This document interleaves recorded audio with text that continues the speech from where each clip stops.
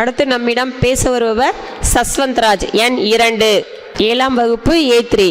முக்கணிகளில் சிறந்ததுமா ஆங்கில மாதங்களில் சிறந்ததுமே தமிழ் மாதங்களில் சிறந்ததை இம்மூன்றெழுத்தையும் சேர்த்து மேதைகளாக வந்திருக்கும் நடுவர் அனைவருக்கும் அறியாமை சுருக்கி அறிவை பெருக்கி சூரியன் போல் ஒளிதர காத்திருக்கும் மாணவ செல்வங்கள் அனைவருக்கும் தன்னை விட உயர வைக்க எங்களை தரணியில் ஆள வைக்க முழு மூச்சை முயற்சி செய்யும் ஆசிரியர் பெருமக்கள் அனைவருக்கும் என் முத்தான வணக்கத்தை கொத்தாக தெரிவித்துக் கொள்கிறேன்.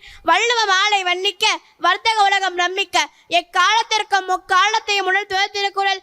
நான் எந்த நாடுனாலும் எந்த மதத்தவனானாலும் எவ்வளவு படித்திருந்தாலும் நான் ஓட முடியாது ஒளிய முடியாது என்று கூறும் என் மனசாட்சி போல் என்னை மாற்றிய திருக்குறள் பற்றி பேச வந்த நான் சஸ்வந்த்ராஜ். பிறப்புக்கும் எல்லா உயிருக்கும் என உழைத்து சமூக ஏற்றத்தால் உலை காணக்கூடாது என என்னை மாற்றிய புரட்சியோடு திருக்குறள். கேடு விளைச்செல்லும் கல்வி அறிவு அற்றம் கவும் கருவி என இல்லாமல் கற்றலை தூரும் அறிவு என ஒப்பற்ற உண்மைகளை ஈரடி நுழர்த்தி கல்வியை வினவ சேர்த்து எனக்கு பசுமத்தாடி போல் பதிவு செய்தோள் திருக்குறள். ஐயா அப்துல் கலாம் இருக்கும் மரம் மற்றும் கருவி என்ற குரல் தான் பிடிக்குமாம். எப்படி கற்க கசரட கற்க எதை கற்க கற்பவை கற்க கற்றப்பின் நிற்கதற்கு தக என்ற சுருக்கமாக உணர்த்துகிறது திருக்குறள். உயர்வான எண்ணத்தோடு இரு மன ஊக்கமே உயர்வுக்கான ஏறு என உள்ளுவதெல்லாம் உயர்வல்லல் என்ற குரல் மூலம் நித்தம் நித்தம் என்னை உயர்வுடையனாக உயர்த்துகிறது திருக்குறள். அது மட்டுமா பணம் சம்பாதிக்க பல வழிகள் இருக்கும் இவ்வுலகில் தன் திறமையால் நல்வழியின் மனம் சேர்க்க வேண்டும் என்று கூற 2 அடியில் இலக்கணமே உள்ளது.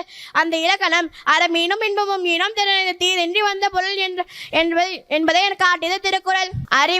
அறிவின் அடித்தனமான பகுத்தறிவை பரிசாற்றிட கண்ணால் காண்பதும் போய் காதால் கேட்பதும் போய் தீரை விசாரிப்பதுமே என்னும் பழமொழியின் மூலமாகவும் மெய்ப்பொருள் காண்பறிவு என்னும் திருக்குறளின் மூலமாகவும் எதை யார் உரைத்தாலும் அவ்வுண்மையை ஆராய்ந்து அறிய வேண்டும் என்பதை உணர்ந்து கொண்டேன். அடிக்கடி எனக்கு உடல்நிலை சரியில்லாம் போவது ஏன் என்று யோசித்த பொழுது அதற்கும் திருக்குறள் 99ஆம் அதிகாரம் மருந்திலுள்ள மருந்தென வேண்டாம் யாக்கைக்கு அருந்தியது அற்றது போற்றுவீர் என்ற திருக்குறள் மூலம் சத்தான உணவை சரியான அளவில் செலுத்த பின் உண்டால் உணவே மருந்தாகி எதிர்ப்பு சக்தியை அதிகரித்து உடல்நிலையை பார்த்துக் கொள்ளும் என்பதை அறிந்து கொண்டேன். அறநெறிகளை உணர்த்தி நீதி நூலாக மட்டும் இல்லாமல் தத்துவங்களை தாண்டி குற்றமற்ற நன்மை விளைவிடில் பொய் கூட கூறலாம் என பொய்மைய வாய்மிழத்தா என்ற குறள் மூலம் வாழ்விலை கற்றுக்கொண்டேன். அறம்படி பொருள்படி அப்படியே இன்பம்படி கற்பவை கற்கும்படி வள்ளுவர் சொன்னபடி கற்கத்தான் வேண்டும் அப்படி கல்லாதன் வாழ்வதெப்படி என்னும் பாவேந்தர் பாட்டின்படி வள்ளுவர் கூறும் வாழ்வெனரி வளமான வாழ்க்கைக்கு வழி. உலகின் பல தலைவர்களின் வாழ்வின் மாற்றத்தை ஏற்படுத்திய திருக்குறள் என் வாழ்விலும் இப்படித்தான் மாற்றத்தை ஏற்படுத்தியது.